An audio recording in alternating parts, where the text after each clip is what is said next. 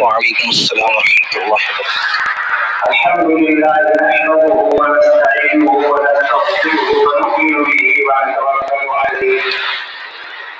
ونعوذ بالله من شرور انفسنا ومن سيئات اعمالنا من يهده الله فلا مضل له ومن يضلل فلا هادي له ونشهد ان لا اله الا الله وحده لا شريك له ونشهد ان سيدنا ونبينا ومولانا محمدا عبده ورسوله صلى الله تعالى عليه وعلى اله واصحابه وبارك وسلم تسليما كثيرا. اما بعد فاعوذ بالله من الشيطان الرجيم. بسم الله الرحمن الرحيم. لقد كان لكم في رسول الله اسوة حسنة. صدق الله العظيم. حضرات علماء کرام، ائمہ اعظام، معزز حاضرین اور ہماری پردہ نشین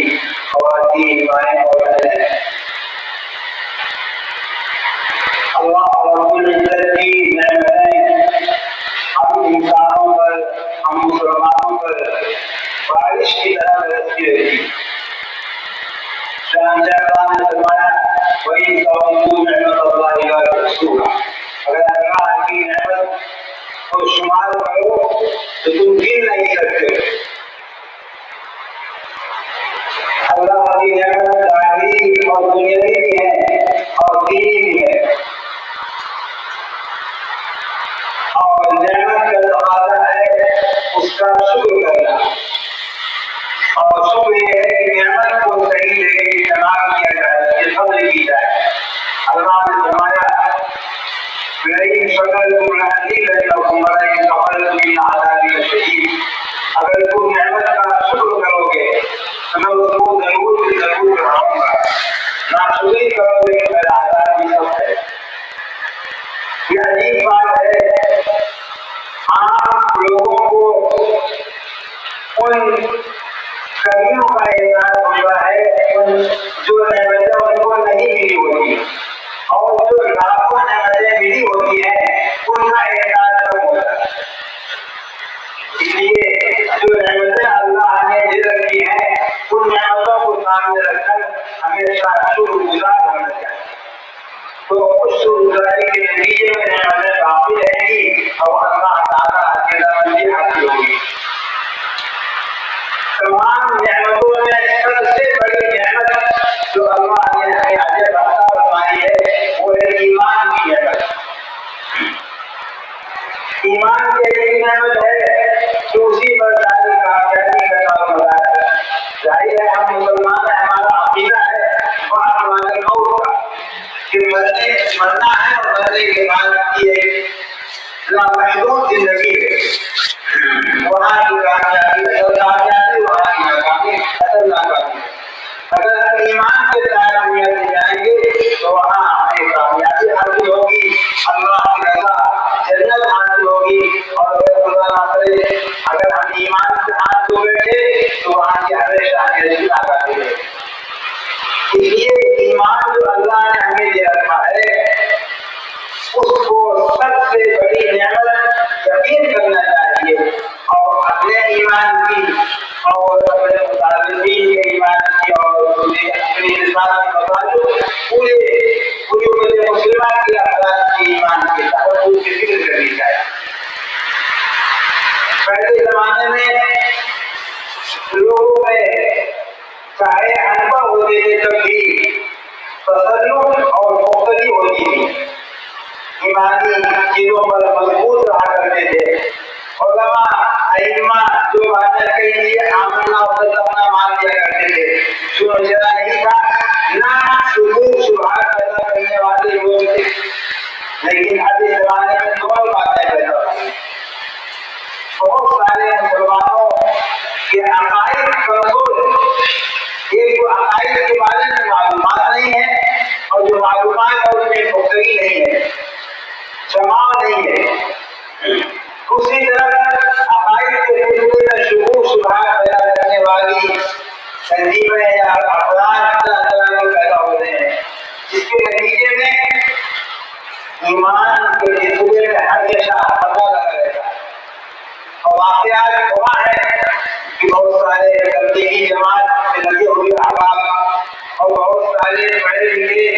علماء کے گھروں کی خواتین عورتیں اور بہت سارے نوجوان جو کالجوں کے اسکولوں میں پڑھتے ہیں وہ ان فرقوں کا شکار ہو جاتے ہیں جو ان کو شبہات میں پیدا کر کے گمراہی میں کر دیتے ہیں۔ اس لیے میرے بھائیوں اپنے اور اپنے مجاہدین کی ایمان کی فکر کریں۔ خدا نے پاک کی ترتیب جہاں جہاں آیا ہے سب سے پہلے ایمان کی بات ہے۔ والعصر ان الانسان لفی خسر الا الذین آمنوا۔ زمانے کی قسم کھا کر اللہ نے فرمایا کہ سارے کے سارے انسان خسارے اور نقصان میں ہے۔ پھر چار کو مستثنیٰ کیا ہے، الذین آمنوا وعملوا الصالحات وتواصوا بالحق وتواصوا بالصبر۔ پہلی چیز ایمان والے، پھر نیک کام کرنے والے اور ایمان نیک کام کرنے پر تلقین کرنے والے اور اوپر جو حالات کے شان پر صبر کرنے والے۔ تو پہلی چیز تو ایمان ہی ہے۔ ایمان کچھ چیزیں ایمانیات میں مشہور ہے، اللہ ایک ہے، اللہ محمد صلی اللہ علیہ وسلم اللہ کے پیغمبر ہے، اور ایمان مقدس انسان کی جو مشہور ہے ان کو الحمد للہ وملائکتہ وكتبه ورسله واليوم الآخر والقدر خيره وشره من الله تعالى وما سواه إذا كذا رسول الحياة لماذا الله پر فرشتوں پر کتابوں پر اللہ کے پیغمبروں پر اور مرنے کے بعد اٹھائے جانے پر تقدیر پر یہ تبدیل عمل لیکن اتنی ہی ایمانیات نہیں ہے، عقائد کی باتیں اتنی ہی نہیں ہے، عقائد کی باتیں اور بہت ساری ہیں جن کو پسند کا ذکر ہے، مگر اتنے درجے جنات کر رہی ہے جس کے عقیدے میں کہیں آدمی جنات کو مانے جنات پر آپ ہیں، ہم نہیں کہتے جنات کو، ہم نہیں کہتے فرشتوں کو، لیکن قرآن پاک میں حدیث میں صراحت مذکور ہے۔ انہیں عقیدوں میں اہم عقیدہ ختم نبوت کا بھی ہے۔ تو یہ ختم نبوت کے سلسلے میں شکوک شبہات پیدا کرنے والے لوگ پیدا ہو رہے ہیں، جگہ جگہ پائے جا رہے ہیں، اس لیے یہ عقیدہ زیادہ اہمیت کا حامل ہو گیا۔ مگر فرشتوں پر ایمان لانا عقیدہ ہے، لیکن فرشتوں کے بارے میں شکوک شبہات پیدا کرنے والے نہیں ہے کہ فرشتے نہیں ہیں، ان کو ماننے کی ضرورت نہیں ہے، فرشتے دکھائی نہیں دیتے، ایسا کوئی نہیں کہنے والا۔ تو بہت سارے عقیدے، بہت ساری ایمان کی باتیں ہیں جن میں شکوک شبہات پیدا کرنے والے لوگ نہیں ہیں۔ تو عقیدہ ہے کچھ ایسی ہے، لیکن کچھ عقیدے ایسے ہیں کہ ان میں ہر وقت ہر جگہ لوگ جو ہے سب زیادہ پائے جاتے ہیں، پائے جا کرتے ہیں، لہٰذا ان عقیدوں یہ عقیدے بڑے حساس ہو گئے، انہیں عقیدہ ختم نبوت کا ہے۔ یہ بھی وہ عقیدہ ہے کہ اگر کوئی آدمی حضرت رسول اللہ صلی اللہ علیہ وسلم کو خاتم النبیین نہ مانے کافر ہو جائے گا بغیر کسی شک کے۔ ابھی آپ نے آیت سنی مولانا سے اور حدیث میں ہے کہ اللہ کے پیغمبر صلی اللہ علیہ وسلم کے بعد کوئی نبی پیغمبر کا کسی طرح نہیں کر سکتا ہے۔ لہٰذا یہ عقیدہ ہمارے دلوں میں، ہمارے بچوں، ہماری عورتوں، ہمارے بوڑھوں، ہمارے نوجوانوں کے دلوں میں بہت ہوتا ہونا چاہیے، ہمیں شک پر ہونا چاہیے اور صحیح حالات اللہ کے پیغمبر خاتم النبیین ہے، صحیح حدیث میں اللہ نبی کے بعد یہ بات کوئی نہیں جائے گا۔ اب جو آدمی میں شک ہوا پیدا کرے ظاہر ہے توحید ہو رہا ہے، بنیادی بات ہے جو کہ حدیث کے اندر آ رہا ہے کہ وہ حدیث میں کہا تھا کہ علماء کی ذمہ داریاں بیان کی گئی ہے، ان میں یہ بھی ہے کہ آدم مسلم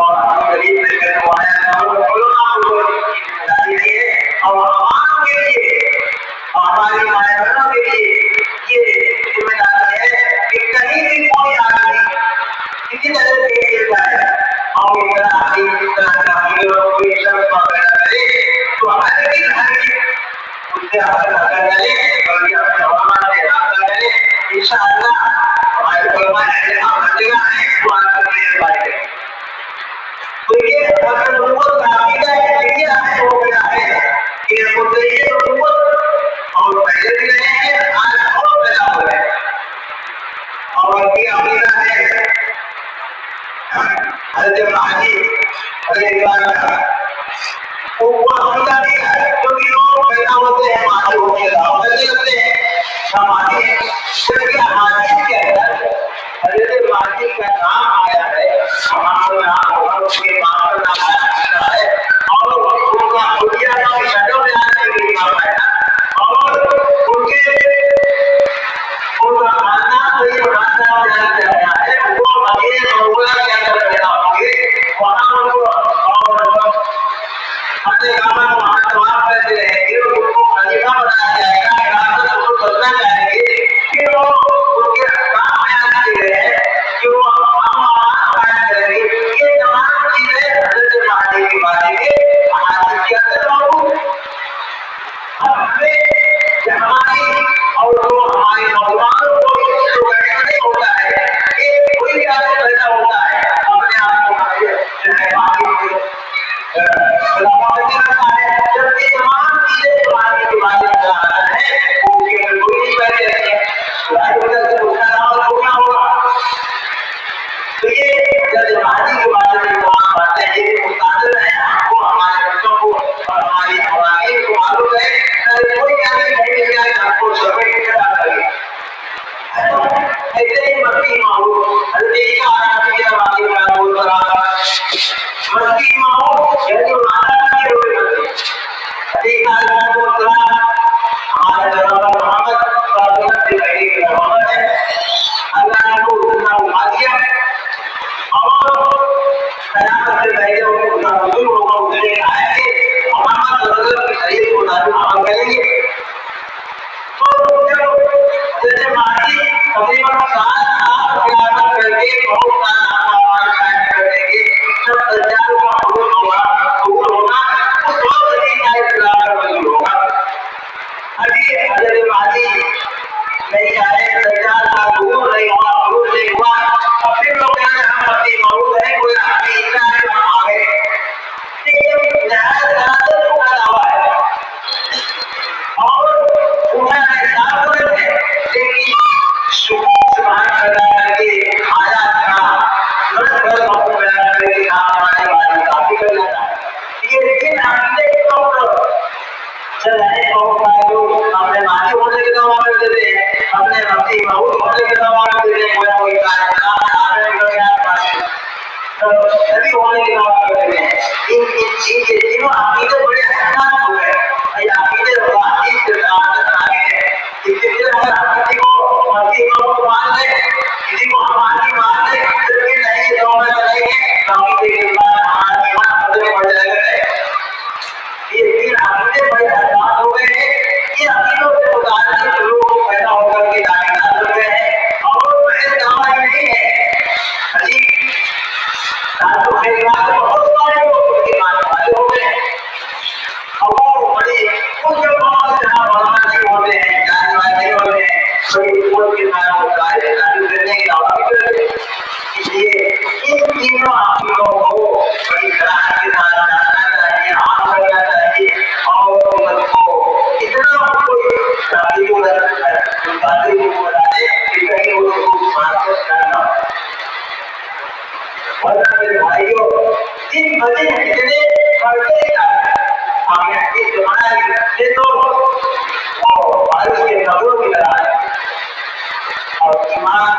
جو انتہائی دین کی نعمت ہے جیسا کہ کہا گیا اگر ہماری کوئی خاتون ہمارا کوئی نوجوان ہمارا کوئی وہ ہم مسلمان ہے سجا آنے والا ہے وہ ہماری غفلت سے ہماری لاپرواہی سے ایسے پورا کرنے والوں کا شکار ہو گیا اور اپنے ایمان سے ہاتھ ہو گیا بڑی ضروری کی بات ہے ظاہر ہے کام ہوگا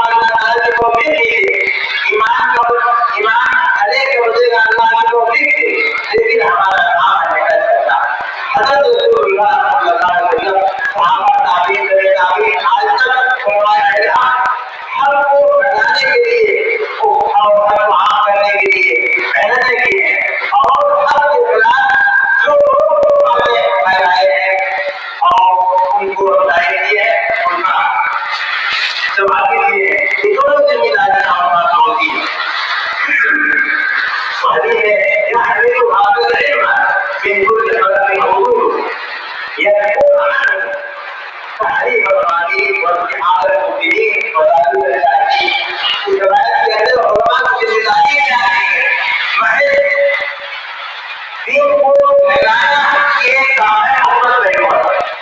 اگر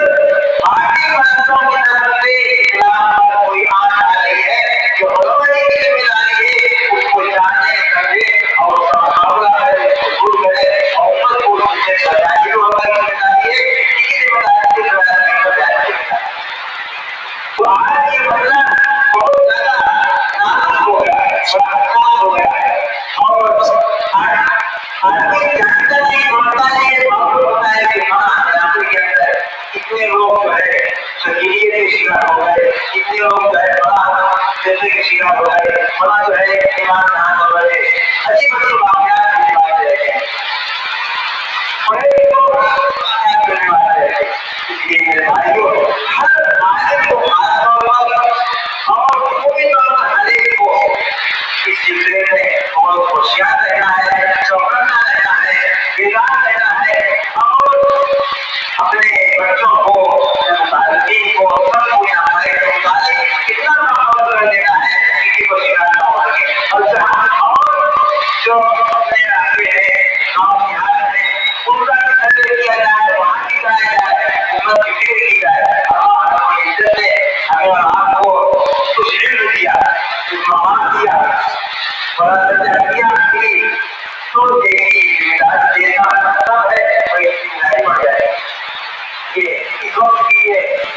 جو تین عقیدے ہیں یہ اپنے حقائق کی بنیاد پر ہم سب کے لیے اور کی ضرورت ہے کہ اس دوسرے کا معاملہ ہو۔ جو واقعات آپ کے آس پاس ابھی آپ کے آس چل رہے ہیں یا نہیں ہے، کتنے واقعات کو آپ محفوظ ہے اور آس پاس کے بہت بڑے واقع ہیں اور اس لیے بہت چوکس رہنے کی ضرورت ہے۔ اس کے ساتھ ساتھ عقیدے کی کتنی باتیں ہیں اپنے گھر کے لوگوں کا روزانہ کوئی عقیدہ بتا سکے، دیکھیے عقیدہ بتا سکے، ان کو معلومات کرنے کی ضرورت ہے۔ ہمارے بچے ہمارے عورتیں ان سب قابل ہے۔ آج کل جو بڑی بڑی بچیاں بھی کالج جاتی ہیں اور 10 سال کو ہو جاتا ہے